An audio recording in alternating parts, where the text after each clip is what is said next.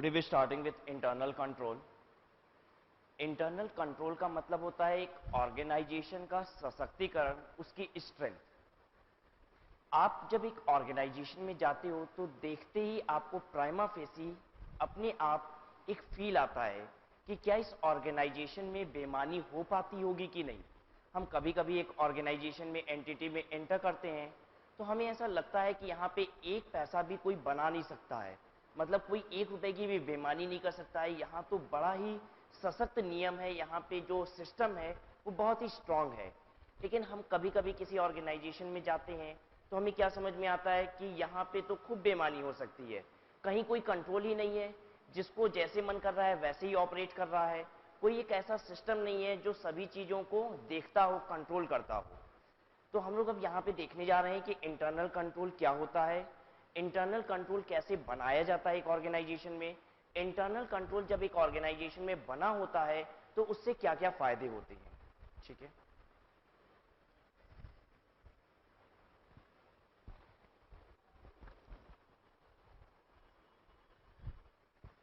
internal control, the plan of organization and all the methods and procedures adopted by the management of an entity to assist in achieving the management objective of ensuring as far as practicable the orderly and efficient conduct of its business. The plan of the organization, repeat कर रहे हैं, the plan of the organization, management का वो plan and all the methods and procedures, management का वो plan, method, procedure जो management of an entity adopt करती है। क्यों अडॉप्ट करती है? To assist in achieving management objective of ensuring, जिससे मैनेजमेंट अपने ऑब्जेक्टिव को इंश्योर करती है, अचीव करती है। कौन से ऑब्जेक्टिव को? The orderly and efficient conduct of its business, कि उनका बिजनेस ऑर्डरली और एफिशिएंटली कंडक्ट हो, उनका बिजनेस स्मूथली रन हो सके। उस ऑब्जेक्टिव को अचीव करने के लिए मैनेजमेंट जो सिस्टम बनाती है, अपने यहाँ जो मेथड्स अडॉप्ट करती है, उसे इंटरनल कंट्रोल कहा जाता है। और क्या ऑब्जेक्टिव होता है? उनका बिजनेस स्मूथली चले, साथ ही साथ including adherence to management policies. Management दुनिया भर की पॉलिसीज बना रही है कि हम अपनी एंटिटी में इस तरीके से ऑपरेट करेंगे, इस तरीके से ऑपरेट करेंगे। तो जब तक एक सिस्टम नहीं होता है ये चेक करने के लिए कि सारी चीजें अडॉप्ट भी हो रही हैं कि नहीं, तब तक वो पॉलिसीज के कोई मायने नहीं है। जैसे हम ढेर सारे नियम कानून बना दें कि हमारे यहाँ जो स्टाफ होगा वो 6:30 पे सुबह पहुंच जाएगा, और भी बड़ी सारी चीजें, लेकिन हम मॉनिटर नहीं कर पाते हैं, चीजों को कंट्रोल नहीं कर पाते हैं। मतलब मेरा स्टाफ 6:30 आ रहा है कि 7 बजे आ रहा है, 7:30 हमको खुद नहीं पता होता है। तो ऐसे में पॉलिसीज के कोई मायने नहीं है। तो कह रहा है इंटरनल कंट्रोल वो सिस्टम होता है जिससे मैनेजमेंट की पॉलिसी एडहेयर हो रही हो। एडहेरेंस का मतलब होता है फॉलो अप हो रही हो, मैनेजमेंट जो पॉलिसी बना रही है वो फॉलो हो रही हो। The safeguarding of assets, entity के सारे एसेट्स सेफगार्डेड हो, मतलब एंटिटी का जो भी एसेट है उसका मिसयूज ना हो रहा हो। कंपनी के डायरेक्टर्स, प्रमोटर्स वो एसेट को अपनी पर्सनल एसेट की तरह यूज ना कर रहे हो। मतलब कंपनी की कार है तो कंपनी ऑफिशियल यूज में ही वो यूज ली जा रही हो, ऐसा ना होता हो कि डायरेक्टर्स वगैरह उसका प्राइवेट यूज ले रहे हो। Prevention and detection of fraud and error, कोई भी फ्रॉड और एरर हो नहीं पाएगा, अगर होगा तो वो ऑटोमेटिकली डिटेक्ट हो जाएगा। ऐसा जो सिस्टम होता है उसी को क्या कहा जाता है? Internal control. The accuracy and completeness of the accounting record, आपके अकाउंट्स एक्यूरेट हैं, कंप्लीट हैं, and preparation of reliable financial information, वो फाइनेंशियल स्टेटमेंट तैयार हो जिस पे आप रिलाई कर सको। तो फिर से बात करते हैं इंटरनल कंट्रोल क्या चीज होती है। इंटरनल कंट्रोल मैनेजमेंट का वो मेथड होता है, वो प्रोसीजर होता है जिसको अडॉप्ट करने से मैनेजमेंट अपने ऑब्जेक्टिव को अचीव करती है। कौन कौन से ऑब्जेक्टिव? पहला, बिजनेस स्मूथली चले। दूसरा, मैनेजमेंट की सारी पॉलिसी फॉलो हो रही हो, एसेट सारे सेफगार्डेड रहें, कोई भी फ्रॉड और एरर हो तो वो ऑटोमेटिकली डिटेक्ट हो जाए, अकाउंट्स कंप्लीट हो और एक्यूरेट हो।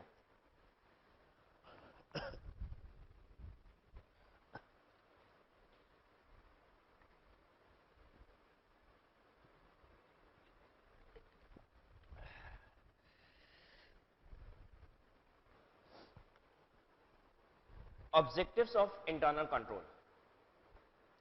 Transactions are executed in accordance with management's general और specific authorization.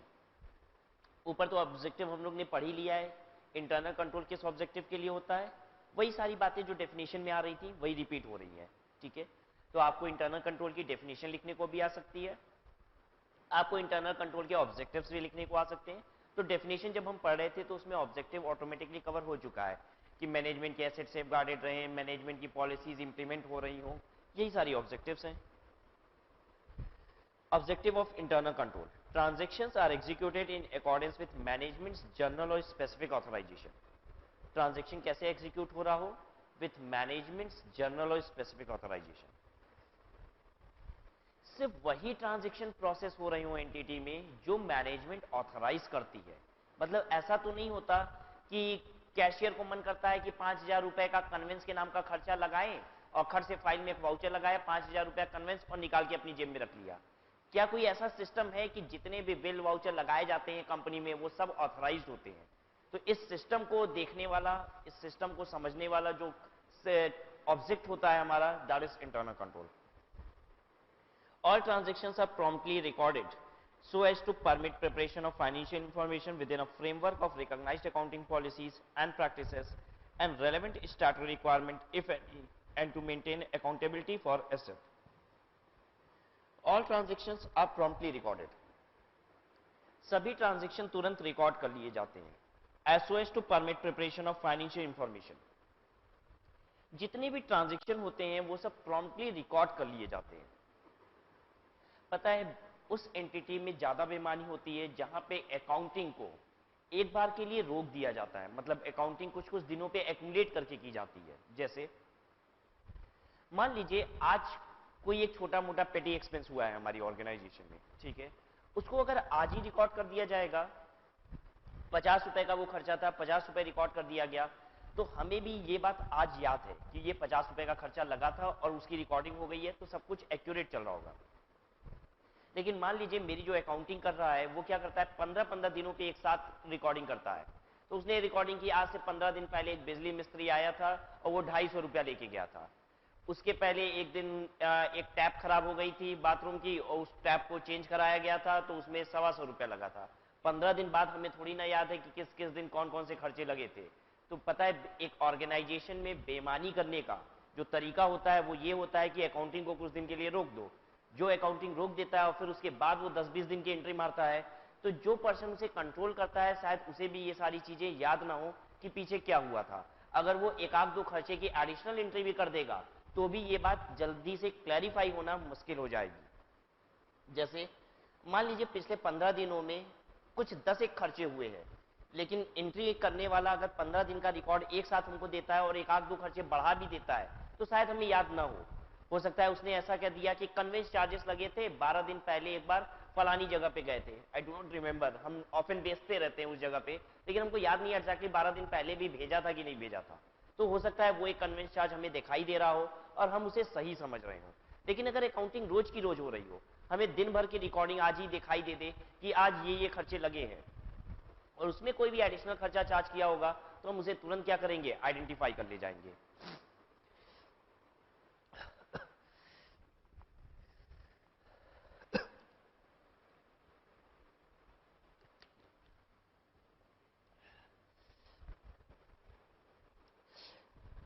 All transactions are promptly recorded so as to permit preparation of financial information within a framework of recognized accounting policies and practices and relevant statutory requirement, if any, and to maintain accountability for assets. Assets are safeguarded from unauthorized access, use or disposition. Asset को unauthorised access से, use और disposition से भी बचा के रखा गया। The recorded assets are compared with the existing assets as reasonable interval and appropriate action is taken with regard to any differences. जितने भी एसेट्स हैं उन सबको रीजनेबल इंटरवल पे उनकी एग्जिस्टेंस को चेक किया जाता है। मतलब आप क्या देखोगे कि जितनी भी बड़ी कंपनीज होती हैं उनमें डायरेक्टर्स वगैरह महंगे सोफा सेट मंगाते हैं ऑफिस में लगाने के लिए, ठीक है, लेकिन 4 दिन बाद वो ऑफिस में नहीं दिखाई देता है, वो डायरेक्टर्स के घर पे दिखाई देता है। तो आपको यही चीज कह रहा है कि और इंटरनल कंट्रोल का ऑब्जेक्टिव होता है कि रीजनेबल इंटरवल्स पे ये चेक करना कि सभी एसेट्स हैं कि नहीं है और अप्रोप्रिएट एक्शन लिया गया है कि नहीं, अगर कोई डिफरेंसेस हैं तो उन्हें रिकॉर्ड करने के लिए। मतलब अगर कोई एसेट आइडेंटिफाई नहीं हुई तो कोई एक्शन वगैरह लिया गया उसके खिलाफ कि नहीं लिया गया, ये भी चेक करना ऑब्जेक्टिव होता है।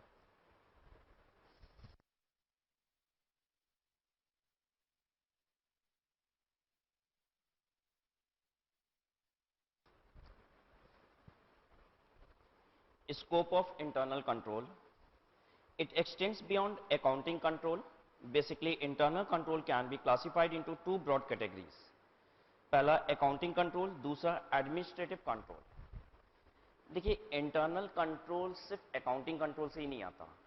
अगर आपकी एडमिनिस्ट्रेशन, आपका मैनेजमेंट बहुत स्ट्रांग नहीं है तो अकाउंटिंग में गलती होगी ही होगी। अगर आपके ऑपरेशन गलत होते हैं तो अकाउंटिंग भी गलत होगी। अगर हम हर चीज को सिस्टमैटिक ढंग से नहीं रखते हैं तो सिर्फ अकाउंटिंग में ही गलती नहीं होती, मेरे ऑपरेशंस में गलती हो रही है। जहां ऑपरेशन में गलती होती है वहीं पे आपको अकाउंटिंग में भी गलती मिलेगी। अगर आपका मैनेजमेंट ओवरऑल ठीक नहीं चल रहा है तो आपको गड़बड़ियां हर जगह दिखाई देंगी। तो कहता है इंटरनल कंट्रोल बहुत स्ट्रेंथफुल रखना है तो हमें अपने ऑपरेशंस को भी बहुत अच्छे से रखना होगा। अब हम आपको एक एग्जांपल लेते हैं जिससे ये समझाने की कोशिश करते हैं कि ऑपरेशन एंड योर फाइनेंसेस किस तरीके से आपस में इंटरलिंक्ड होते हैं। मान लीजिए हम वर्कर्स को जो वेजेस पे करते हैं वो आवरली बेसिस पे पे करते हैं, ठीक है। अगर ये बताइए वर्कर्स की अटेंडेंस आवर बेसिस पे कितने बजे आते हैं कितने बजे जाते हैं, ये अगर ठीक से रिकॉर्ड ना किया जाए, ये तो ऑपरेशन का काम है कि वर्कर कै बजे आता है वर्कर कै बजे जाता है, ये अगर ठीक से रिकॉर्ड ना किया जाए तो क्या क्या गड़बड़ियां हैं, ऑपरेशन की भी गड़बड़ी है और फाइनेंसिस की भी गड़बड़ी है। क्योंकि आपने अगर आवर्स ठीक से रिकॉर्ड नहीं किए तो पेमेंट भी तो सही नहीं दिया आपने, ठीक है। यानी अगर मेरा ऑपरेशन स्ट्रेंथफुल नहीं होता है तो ऐसे में फाइनेंसेस तो अपने आप गड़बड़ हो जाती हैं, ठीक है। So in case you wish to have internal control, a very strengthful internal control, you need to have accounting control as well as administrative control. Accounting control primarily aims at provision and timely preparation of reliable financial information by strictly following the procedure and broad policies envisaged by the management. कहता है accounting control primarily aims at provision and timely preparation of reliable financial information by strictly following the procedures and broad policies envisaged by the management. कहता है accounting control का objective ये होता है कि हम टाइमली अकाउंट्स वगैरह को अपने प्रिपेयर कर सकें, ठीक है। अब जब देखिए मेरा अकाउंटेंट रेगुलरली काम नहीं करता, मेरा अकाउंटेंट रेगुलरली काम ही नहीं करता, 2 4 5 दिन तक बैठा रहता है, फिर किसी दिन मन करता है तो काम करता है। गड़बड़ी कहाँ की है, ऑपरेशन की गड़बड़ी है। मेरे यहाँ काम ठीक से नहीं हो रहा है, मैनेजमेंट ठीक से नहीं चल रहा है, एडमिनिस्ट्रेशन ठीक से नहीं चल रहा है। लेकिन पता है इसका दूसरा साइड इफेक्ट क्या होगा कि मेरे फाइनेंसेस भी ठीक नहीं होंगे।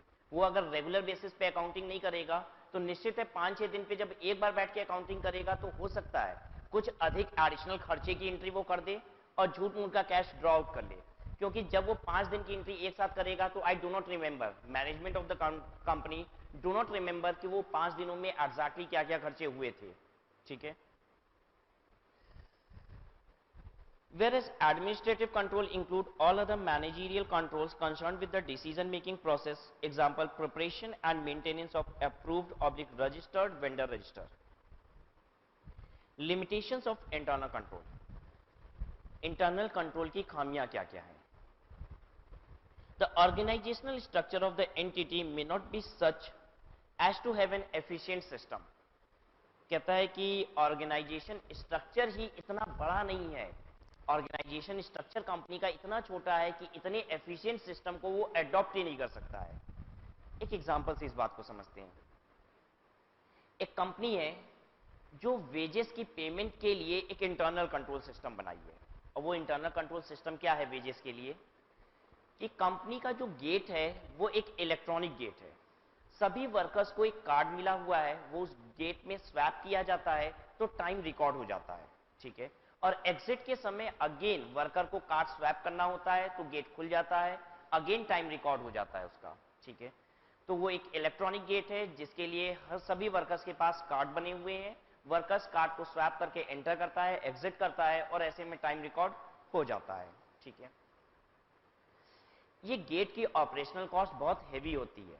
वो इसलिए हैवी होती है कि अगर मान लीजिए लाइट नहीं है तो उसे जनरेटर पे ऑपरेट कराना पड़ता है। क्या ऐसा किया जा सकता है कि कंपनी एक इलेक्ट्रॉनिक गेट लगा रखी है और उसमें क्या करती है, कभी लाइट है तो चल रहा है, कभी नहीं है तो नहीं भी चल रहा है। नहीं, अगर आपने एक सिस्टम रखा है तो उसे फॉलो अप करना पड़ेगा, अदरवाइज आप कभी कभी भी मैनुअल रिकॉर्डिंग करने लग जाओगे तो गलतियां तो शुरू हो ही जाएंगी। तो वो गेट तो हर समय ऑपरेट होना चाहिए। दूसरी चीज, उस गेट पे एक पर्सन ऐसा होना चाहिए जो ये भी चेक करता रहे कि सब कोई कार्ड स्वैप करके इंटर तो कर रहा है। ऐसा तो नहीं हो रहा है कि कार्ड स्वैप एक इंसान करता है, 2 लोग इंटर कर जाते हैं खट से, ठीक है। तो ये चेक करने के लिए एक आदमी खड़ा भी होना चाहिए। अब हो क्या रहा है कि मैनेजमेंट में गिनती के 3 पर्सन है, ठीक है।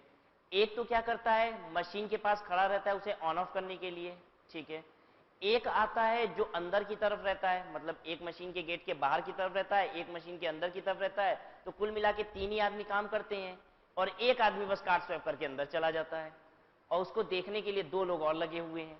तो क्या ये पॉसिबल है ऐसी ऑर्गेनाइजेशन में इंटरनल कंट्रोल सिस्टम लगाना? नहीं। इंटरनल कंट्रोल सिस्टम लगाने के लिए ऑर्गेनाइजेशन स्ट्रक्चर भी ऐसा होना चाहिए कि इतने बड़े सिस्टम को अडॉप्ट कर सके। मतलब हर जगह इंटरनल कंट्रोल सिस्टम आप चाह के भी नहीं लगा सकते हो। मेरी ऑर्गेनाइजेशन में 5-6 लोग हैं तो हम इलेक्ट्रॉनिक गेट थोड़ी ना लगा देंगे कि वर्कर आएंगे और स्वैप करेंगे और इन टाइम रिकॉर्ड होगा क्या बजे आए हैं। ये सब कुछ पॉसिबल नहीं होगा।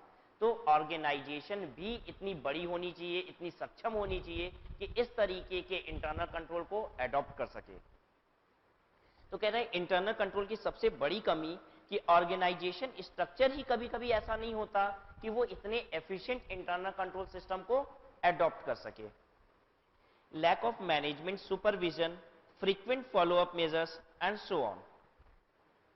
मैनेजमेंट जब इंटरनल कंट्रोल लगा देती है, इंटरनल कंट्रोल लगाने का मतलब क्या होता है, मैनेजमेंट जब कोई सिस्टम लगा देती है ऐसा जिससे उसे ये पता लगने लग जाता है कि अब कोई डेविएशन होगा, मेरी पॉलिसीज में कोई भी डेविएशन होगा, जैसा हमने सोचा है वैसा अगर नहीं होगा तो हमें पता चल जाएगा, क्योंकि हमने एक सिस्टम बिल्डअप कर रखा है।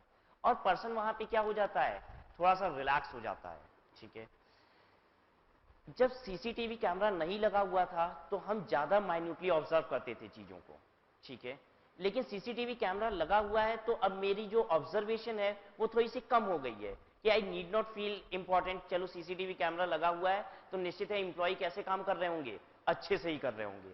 लेकिन हो सकता है कि हमें समय ही ना मिलता हो कि हम सीसीटीवी कैमरा की फुटेज चेक भी करें।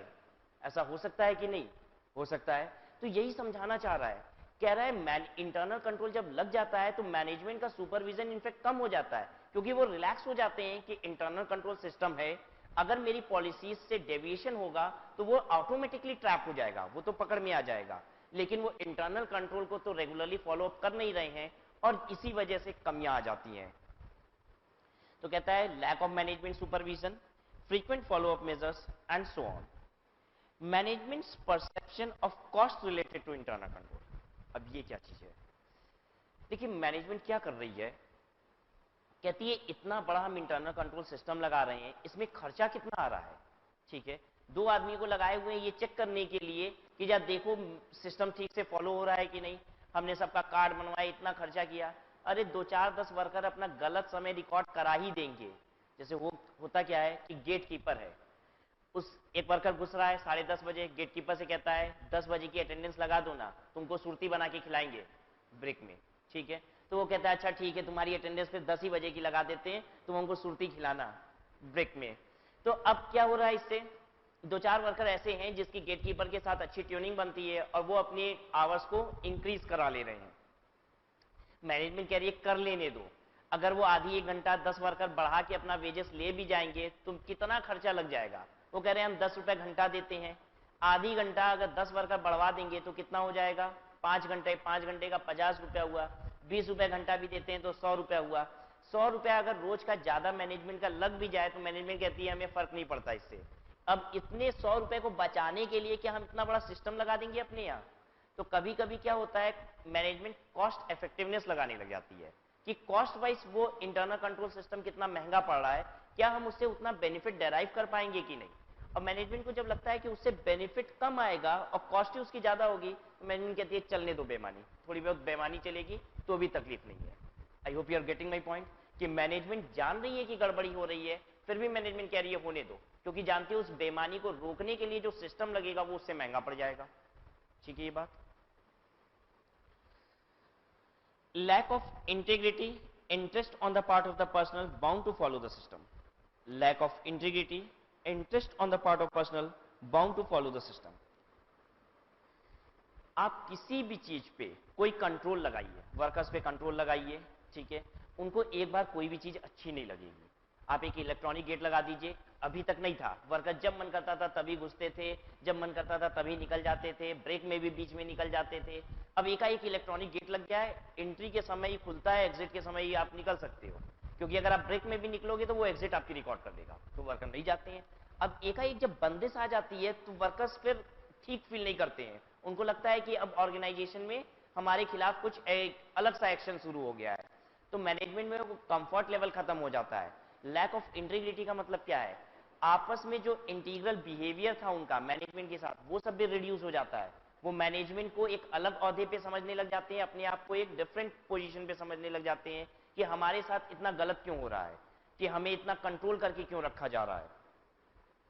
तो कह रहे हैं लैक ऑफ इंटीग्रिटी होता है interest on the part of personal, जितने वर्कर्स हैं उनके इंटरेस्ट के खिलाफ उनको लगता है कि ये सब हो रहा है. And they are bound to follow the system, उनको लगता है ये सब मेरे लिए अब मजबूरी बन गई है कि हमें ये सिस्टम फॉलो करना पड़ेगा. Abuse of power like a management member of management overriding a control. जो लोग सिस्टम बनाते हैं वो लोग सिस्टम फॉलो नहीं करते, जो नियम कानून बनाते हैं वो नियम कानून फॉलो नहीं करते, ठीक है. यही दुनिया की प्रकृति है, यही नियम है कि नियम बनाने वाला नियम को फॉलो नहीं करता. और पता है यही मैनेजमेंट में होता है. एक कंपनी में जो लोग ये सब कुछ बनाते हैं, ये सिस्टम इंटरनल कंट्रोल की कार्ड होगा, स्वैप करेंगे, वो खुद अपने लिए नहीं बनाते हैं. और वर्कर्स को यही बात खलती है कि जो बनाने वाला है सिस्टम वो तो सिस्टम फॉलो करता नहीं है, हम क्यों सिस्टम फॉलो करें, ठीक है. उन्हें एक डिफरेंस समझ में आने लग जाता है और ऑर्गेनाइजेशन जिस कंफर्ट लेवल पे ऑपरेट कर रहा था वो कंफर्ट लेवल रिड्यूस हो जाता है. वर्कर्स जब काम फील नहीं करते हैं, वर्कर्स जब कोजी फील नहीं करते इन देयर वर्क, तो उन्हें लगता है कि नहीं ये ऑर्गेनाइजेशन भी हमारे लिए ठीक नहीं है, और निश्चित है प्रोडक्टिविटी वहां पे ऑर्गेनाइजेशन में रिड्यूस हो जाती है. Control system may become redundant with passage of time. Control system may become redundant with passage of time. ये क्या कहना चाहता है, पता है पहले तो हम आवरली वेज रेट देते थे अपने वर्कर्स को, धीरे धीरे मेरा सिस्टम चेंज हो गया और हमने डेली वेज देना शुरू कर दिया वर्कर को. बताइए अब आवर्स की इंपॉर्टेंस है इतनी कि वर्कर कै बजे आया था कै बजे गया है, इसकी इंपॉर्टेंस ही नहीं है. और मेरा इंटरनल कंट्रोल सिस्टम जो एक बार चालू हुआ था वो चले जा रहा है.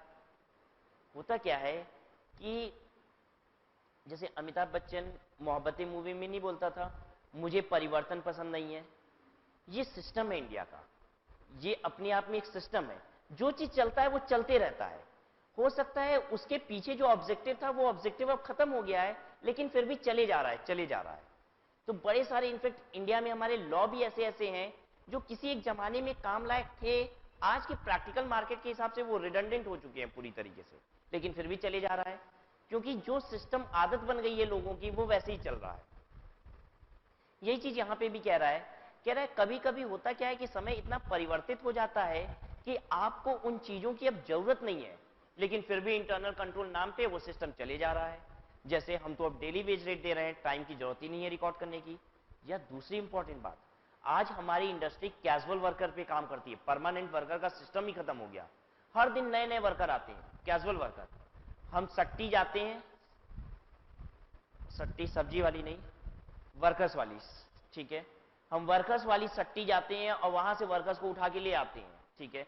हर दिन मेरे पास नए नए वर्कर होते हैं, तो क्या किया जाता होगा, पहले उन वर्कर को बाहर गेट पे बैठाते होंगे, उनसे उनकी आइडेंटिटी प्रूफ दिस दैट सब कुछ लेके उनका कार्ड वार्ड बनाते होंगे, फिर कहते होंगे चलो एंटर करो. तो एंटर जब करते होंगे तब तक छुट्टी का समय हो जाता होगा, 6 बज जाता होगा, चलो बाहर हो जाओ. ऐसा नहीं करते हैं. अगर हमारी इंडस्ट्री कैजुअल वर्कर पे ऑपरेट कर रही होती है तो ये सब कुछ नहीं होता. तब तो जो वर्कर आता है तुरंत काम करना शुरू कर देता है. तो ये बताइए अब उस गेट के कोई मायने हैं, नहीं. लेकिन पता है अभी भी वो चल रहा है, गेट लगा हुआ है, आज गेट लगा हुआ है, कार्ड स्वैप करके तो नहीं, वर्कर्स क्या करते हैं, लात मार के धक्के मार के गेट को खोलते हैं और घुस जाते हैं. ये हो रहा है, लेकिन सिस्टम लगा हुआ है. तो कह रहा है कि देखिए कंट्रोल सिस्टम में बिकम रिडंडेंट, आपने जो इंटरनल कंट्रोल सिस्टम लगा रखा है वो आज के दिन में हो सकता है रिडंडेंट हो with the passage of time, क्योंकि समय इतना परिवर्तित हो गया है कि उन चीजों की आज जरूरत नहीं है, लेकिन फिर भी सिस्टम चल रहा है। Collusion between two or more persons may not be prevented, collusion between two or more persons may not be prevented. देखिए अब होगा क्या, मान लीजिए हमने जो इलेक्ट्रॉनिक गेट लगाया था वो तो आवर्स रिकॉर्ड करता था, वर्कर्स क्या बजे आते हैं क्या बजे जाते हैं। तो ये बताइए उस कंपनी में जो मार्केटिंग मैनेजर हैं, जो चार्टर्ड अकाउंटेंट्स हैं, टैक्सेशन डिपार्टमेंट में जो लोग हैं, क्या वो लोग भी कार्ड स्वैप करके एंट्री और एग्जिट करते होंगे? नहीं, उनकी कोई आवरली वेजेस थोड़ी ना बनती है। तो उनके लिए कोई कार्ड स्वैपिंग सिस्टम हो सकता है ना होता हो, उनके लिए एक सेपरेट गेट बनाओ कि आप यहां से इंटर कर जाइएगा। अब इंप्लॉयज के बीच में आपस में कॉल्यूजन हो जाता है। अच्छा ये ज्यादा सुपीरियर इंप्लॉय है, ये उधर वाले से जाएगा, हम लोग तुच्छ प्राणी हैं, हम लोग इधर वाले से जाएंगे अपनी अटेंडेंस रिकॉर्ड कराएंगे। और पता है एक ऑर्गेनाइजेशन कब सक्सेसफुल होता है, जब उनके सभी वर्कर्स आपस में बहुत मिठास के साथ रहते हैं। अगर वर्कर्स में कॉल्यूजन हो जाता है तो इंडस्ट्री ग्रो नहीं कर पाती है। यहां पे वही बात आपसे कह रहा है कि इंटरनल कंट्रोल सिस्टम कभी कभी कॉल्यूजन करा देता है, और कॉल्यूजन अगर एम्प्लॉयज में हो जाएगा तो निश्चित है उस इंडस्ट्री की ग्रोथ रुक जाएगी। आपस में सभी लोग कोऑर्डिनेट करके काम करेंगे तभी एक इंडस्ट्री ग्रो करेगी। Manipulation by management itself with respect to transactions और estimates, judgments in preparation of financial statements. कहता है manipulation by management itself with respect to transactions or estimates, judgments in the preparation of financial statement। कभी कभी internal control system किस लिए बनाया हुआ होता है? Manipulation by management itself with respect to transactions और एस्टिमेट्स। कभी कभी इंटरनल कंट्रोल सिस्टम मैनेजमेंट अपनी मैनिपुलेशंस के लिए भी यूज कर लेती है। जैसे मैनेजमेंट ने क्या कर रखा है कि उस इंटरनल कंट्रोल सिस्टम में टाइम रिकॉर्ड कर दिया है कि वो वर्कर्स के टाइम को रिकॉर्ड करेगा बाई हाफ एन आवर मोर, ठीक है। लेकिन जो वर्कर्स को वो लोग सीट देंगे उसमें तो क्या करेंगे, जो आवर उनके रिकॉर्ड हुए हैं उसी के हिसाब से पेमेंट करेंगे। और रिकॉर्ड कितनी करेंगे अपनी फाइनेंशियल बुक्स में, जितना वो सिस्टम रिकॉर्ड करके दे रहा है वो सॉफ्टवेयर क्या करता है, ऑटोमेटिक हर वर्कर का आधी घंटा 1 घंटा बढ़ा देता है, और इससे वेजेस अधिक बन जाती है ऑटोमेटिक, और वही अकाउंट्स में चला जाता है। तो अब होगा क्या कि जब भी कोई चार्टर्ड अकाउंटेंट ऑडिटर वहां पे ऑडिट करने के लिए आएगा तो वो देखेगा कि इलेक्ट्रॉनिक गेट है, वो टाइम को ऑटोमेटिक रिकॉर्ड करता है, तो फिर बहुत ज्यादा उसमें एंटर करने की कोशिश नहीं करेगा कि एग्जैक्टली क्या हो रहा है उसकी कैलकुलेशन में, और वो उसे बिलीव कर लेगा कि जो भी कैलकुलेशन चल रही है वो सही चल रही है, और ऐसे में मैनेजमेंट मैनिपुलेशन कर जाएगी। The potential for human error, क्या कहना चाहता है? कहता है इंसान गलतियों के लिए बना है, इंसान गलतियों के लिए बना है। आप भी कई बार सुन रखे होंगे इंसान है भगवान थोड़ी ना है, सुना है कि नहीं? जब कोई गलती करता है कहता है इंसान है भगवान थोड़ी ना है। It means we say it कि humans are made for creating errors, मतलब we are potential errors, we have the potentiality for errors. अब बताइए जितने भी सिस्टम हैं वो सब ह्यूमन के द्वारा बनाए हुए हैं, क्या उनमें गलती होने के स्कोप है कि नहीं है? बिल्कुल है। इंसान गलती कर सकता है तो उसके बनाए गए हर सिस्टम में गलती हो सकती है। तो कह रहा है ये भी एक कमी हो सकती है इंटरनल कंट्रोल में। Most controls tend towards transaction of usual nature. Internal control सिर्फ यूजुअल नेचर के ट्रांजैक्शन को ही कंट्रोल कर सकता है। अनयूजुअल सा कोई ट्रांजैक्शन हो जाए तो कोई सिस्टम उसको कंट्रोल नहीं कर सकता। वो तो जो सिस्टम मेरे यहां चल रहा होता है उसी को कंट्रोल करने के लिए हम बनाते हैं। और ज्यादातर बेईमानी फ्रॉड किसमें होता है? अनयूजुअल ट्रांजैक्शन में। अब जरा ध्यान दीजिए, हमने अपने फैक्ट्री में इलेक्ट्रॉनिक गेट बनाया है, वर्कर्स कार्ड स्वैप करता है, टाइम रिकॉर्ड हो जाता है और हम उसको वेजेस पे कर देते हैं। पता है इसमें हम कभी बेईमानी करेंगे नहीं, वो मेरे परमानेंट वर्कर्स हैं, हम उनको जितनी वेजेस देते हैं उतनी ही रिकॉर्ड करेंगे। हमारी इंडस्ट्री में कभी कभी कैजुअल वर्कर आते हैं, ठीक है। जब 50 वर्कर आते हैं कैजुअल, हम 100 की रिकॉर्डिंग कर देते हैं, 200 के हिसाब से पेमेंट करते हैं, 350 रुपया चार्ज कर देते हैं, कोई नहीं पकड़ सकता है, ठीक है। बताइए क्या इंटरनल कंट्रोल सिस्टम उसको गवर्न कर पा रहा है? नहीं कर पा रहा है, क्योंकि उन कैजुअल वर्कर्स का कोई कार्ड नहीं बनता। तो हम क्या करते हैं, हम तो जितनी बेईमानी करना होता है, हम कंपनी के मैनेजमेंट हमें जितनी बेईमानी करनी होती है उन कैजुअल वर्कर्स में कर देते हैं। तो जितने फ्रॉड्स होते हैं वो अनयूजुअल ट्रांजैक्शन में होते हैं। जो चीज रेगुलर होती है उसमें कभी कोई मैनेजमेंट फ्रॉड नहीं करता। ठीक है, कहने का मतलब मेरे जो रेगुलर खर्चे हैं, मेरा जो टेलीफोन का बिल आता